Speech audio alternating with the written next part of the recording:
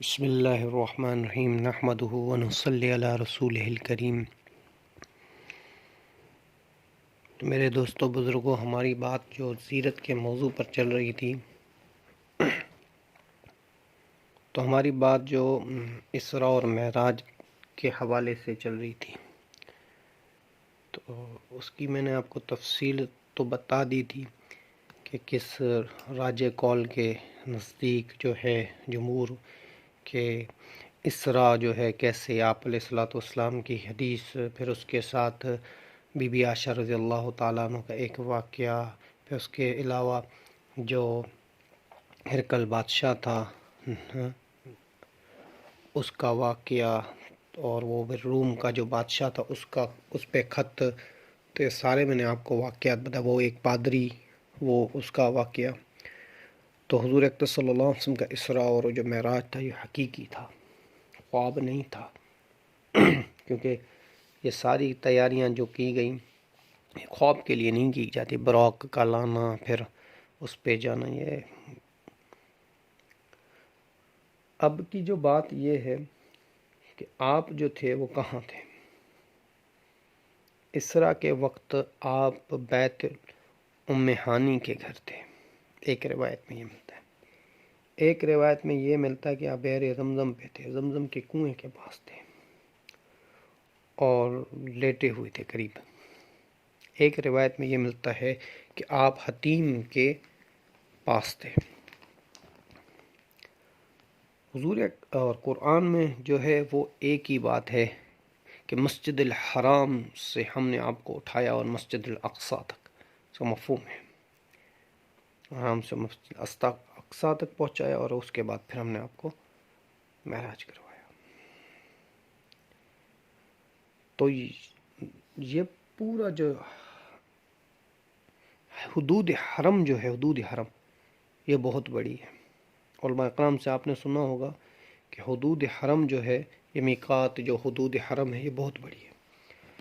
تو علماء نے اس کو بات کو ایسے کی کہ آپ پہلے بیت الام ہانی میں تھے، پھر آپ وہاں سے اٹھ کے آئے زمزم کے کنویں کے پاس، پھر وضو کیا، یا پھر آپ وہاں پہ لیٹ گئے، تو پھر جبرائیل علیہ الصلوۃ والسلام آئے، میکائیل علیہ الصلوۃ والسلام آئے، اور دوسرے فرشتے بھی آپ کے ساتھ تھے، وہ بھی آئے، اور آپ صلی اللہ علیہ وسلم لیٹے ہوئے تھے، اور ایسے آپ لیٹے ہوئے تھے کہ 3 آدمی آپ کے ساتھ لیٹے ہوئے تھے، 2 اور آدمی تھے۔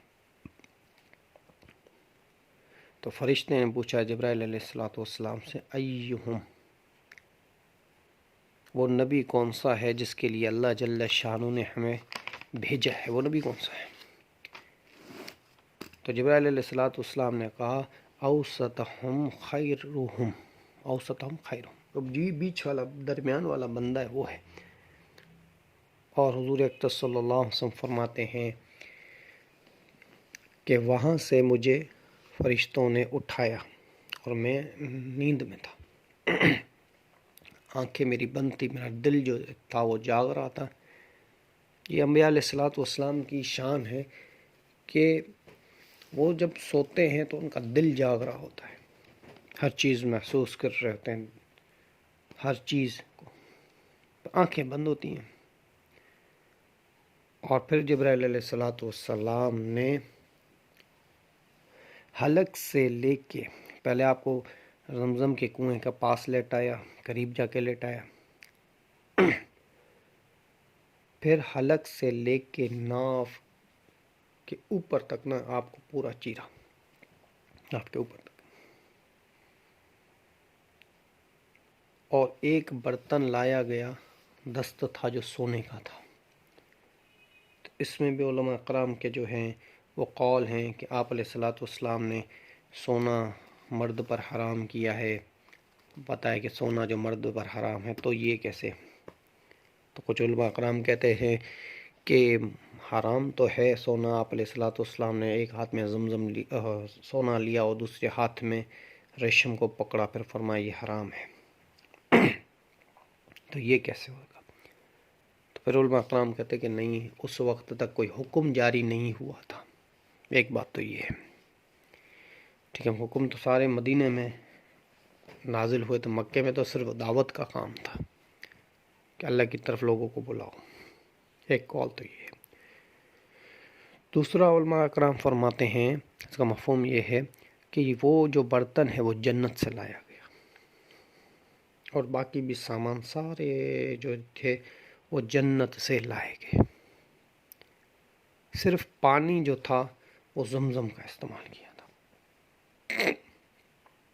تو آپ علیہ الصلوۃ والسلام نے فرمایا کہ مفہوم یہ ہے کہ میرے دل کو نکالا گیا، پھر اس کو زمزم سے 3 بار دھویا گیا، 3 بار دھویا گیا۔ اب یہاں پہ جو ہے، اور یہ بھی بات سمجھنے کے ہمارے درس میں تھا، یہ بھی بات ہے کہ یہ آپ علیہ الصلوۃ والسلام کا دوسرا شک قلبی ہے، شک قلبی دوسرا ہے۔ پہلا جب آپ حلیمہ کے گھر تھے، بنو سعد کے قبیلے میں، تب آپ کا شک قلب ہوا، شک صدر ہوا، اور آپ ابھی یہاں پہ تھے تب آپ کا شک صدر ہوا۔ ٹھیک ہے، ایک بات سمجھنے کی ہے، ایک ہے شرح صدر، دوسرا شک صدر، ان دونوں میں فرق ہے۔ شرح صدر، اللہ جل شانہ نے کسی کے دل کو کھول دیا، پھر اس کو بات سمجھ میں آ، اللہ نے کچھ اس کے دل میں ڈال دیا، سینے کو کھول دیا، پھر اس کے سینے میں بات اس کو سمجھ میں آئے گی، ہر قسم کی بات اس کو سمجھ میں آئے گی، اور نیکی کیا ہے، بدی کیا ہے، یہ کام کیا ہے، یہ کام کیا ہے، وہ سارے اس کو سمجھ میں آئے گا۔ پر یہ آپ علیہ الصلوۃ والسلام کا جو ہو رہا ہے یہ شک قلب ہے۔ اور حضرت انس رضی اللہ تعالیٰ عنہ جو حضور اکرم صلی اللہ علیہ وسلم کے خادم رہے ہمیشہ، وہ فرماتے ہیں کہ میں نے آپ علیہ الصلوۃ والسلام کے سینے پر اس کے ٹانکوں کے بھی نشان دیکھے تھے، میں نے جو آپ کو شک قلبی ہوا، اس کے آپ نے ٹانکوں کے بھی نشان دیکھے۔ وہ فرماتے تھے کہ مجھے ابھی تک یاد ہے کہ کون سا ٹانکا کس جگہ پہ تھا، کتنا اس کے بیچ میں وہ تھوڑا سا گیپ تھا۔ حضرت انس رضی اللہ تعالیٰ عنہ۔ اور محدثین جو ہے، محدثین وہ حدیثیں جمع کرتے ہیں نا، محدثین حدیث جمع، اور فقی جو ہوتے ہیں ان حدیثوں سے مسائل نکالتے ہیں۔ ویسے ہی فرمایا کہ ایک بڑے عالم تھے وقت کے، تو وہ امام ابو حنیفہ کو نہیں مانتے تھے، امام ابو حنیفہ کے نام سے بھی وہ غصہ ہو جاتے تھے۔ عبداللہ بن مبارک رحمۃ اللہ علیہ پر گئے ان کے پاس، تو کوئی مسائل لکھے ہوئے تھے نا امام ابو حنیفہ کے، تو جا کے ان کو دکھائے، تو انہوں نے اٹھا کے انہوں نے کہا میں آج مطالعہ نہیں کرتا، انہوں نے کہا کہ کسی عالم نے لکھے ہیں تو آپ مطالعہ کرو گا، صحیح ہوں تو میں اس پر عمل کروں یا دوسروں کو بتاؤں۔ انہوں نے کہا چلو ٹھیک ہے۔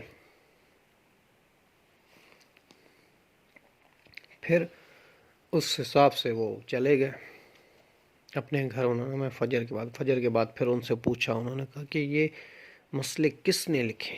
جس نے لکھے کبھی تم عبداللہ بن مبارک اس کا ہاتھ نہ چھوڑنا، ہمیشہ اس کے محفل میں بیٹھتے رہنا، اس سے سیکھنا۔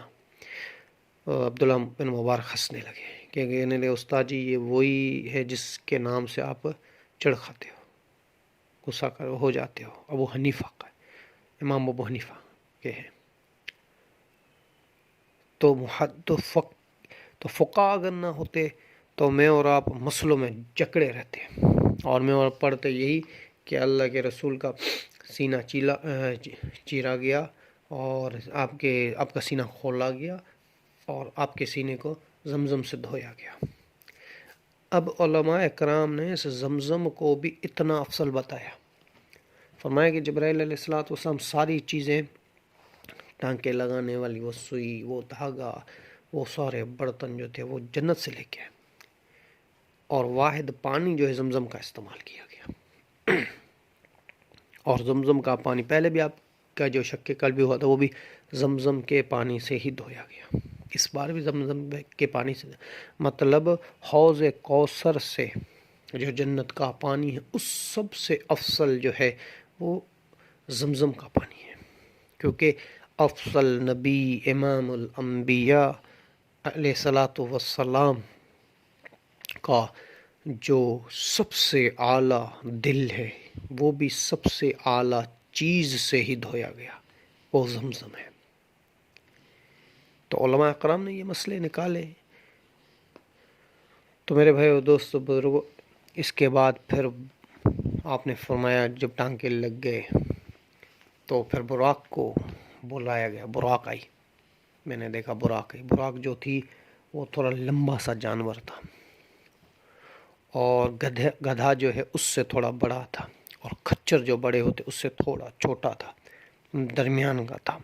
تو وہ سواری لے کے آئے، اور پھر یہ بھی فرماتے ہیں کہ اللہ جل شانہ نے اسرا جو آپ کا کیا، آپ کا سیر کروایا، وہ اللہ نے ایک سواری کے ذریعے کروایا، اور سواری کا بھی براق جو ہے سواری ہے ہم کی، اور پھر باندھی گئی وہاں پہ، اور پھر یہ پورا سسٹم جو ہوا۔ تو انشاءاللہ زندگی رہے گی تو بات چلتی رہے گی۔ وما علینا الا البلاغ۔